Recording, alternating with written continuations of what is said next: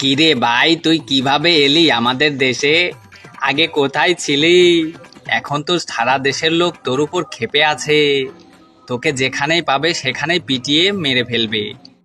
আর বলিস না ভাই, আমি তো তোদের এখানে এসে ভাইরাল হয়ে গেছি।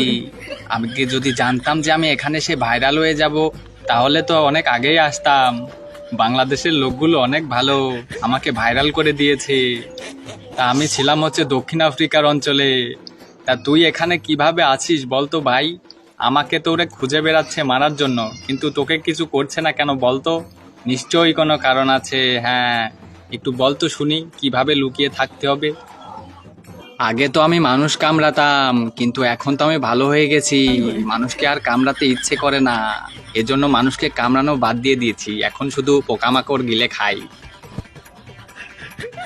বুঝতে পেরেছি। কটা দিন আমাকেও গা ঢাকা দিয়ে থাকতে হবে, তা না হলে যে যেখানে পাবে পিটিয়ে মেরে ফেলবে।